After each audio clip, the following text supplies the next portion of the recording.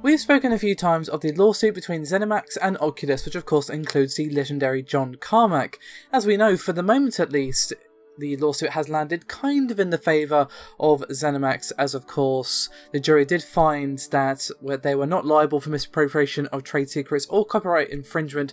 However, there was some code issues, and obviously Oculus were told to cough up a fairly significant amount of money for that. So while they weren't found guilty of stealing trade secrets, there was, according to the jury at least, and of course this is being appealed at the moment, that there was some code being used and that sort of thing. I've covered this at length in the past, I'm not going to go through it too much, but it seems there is another lawsuit kind of tangentially related to this one. And John Carmack is suing Zenimax himself for over $22 million. Now, basically, this is over the acquisition of id Software, which happened back in 2009. Now, essentially, Carmack is alleging that Zenimax agreed to pay $150 million for the purchase of id Software, and now the lawsuit that he has filed is saying that Zenimax refuses to pay the final installment of this cash, and they are also not letting him even convert it into shares of stock.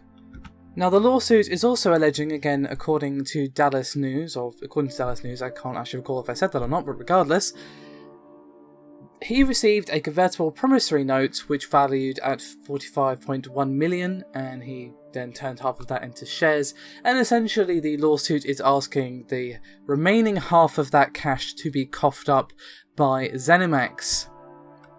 Now, the lawsuit is essentially alleging that they are refusing to pay over what they owe remaining for id Software due to sour grapes, and the lawsuit reads, quote, "Sour grapes is not an affirmative defence to breach of contract," and also goes on to further allege that they refuse to pay the remaining sum for id because of the property lawsuit between them and Oculus.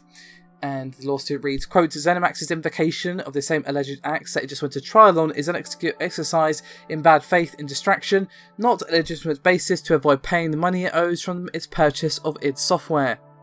Now, of course, there have been previous claims from Carmack to Zenimax. The previous one, of course not related to the Oculus lawsuit, was basically Carmack saying that they violated his employment agreement. And of course, this was rejected by the court at the time, but that doesn't necessarily have any leaning on whether or not they still owe him money for id Software. And unsurprisingly, Zenimax's spokesperson is denying what Carmack is saying, but that should really come as no surprise.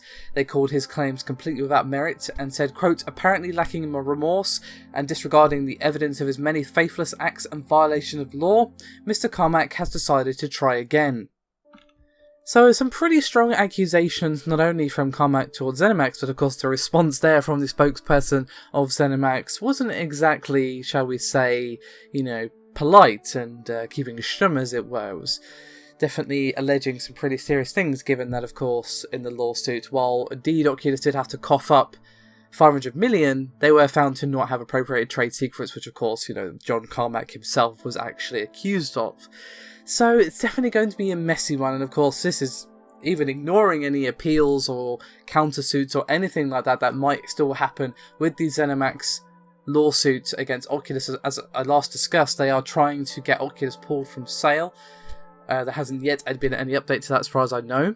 So I think this is going to continue to be a messy and ugly one for quite some time. But for those of you in the know when it comes to legal terms, you will find a link to the lawsuit, which was helpfully provided by the Dallas Morning News on Scribd. Go give it a read if you're at all interested. It is below for your perusal. Thank you very much for watching. I'll see you next time.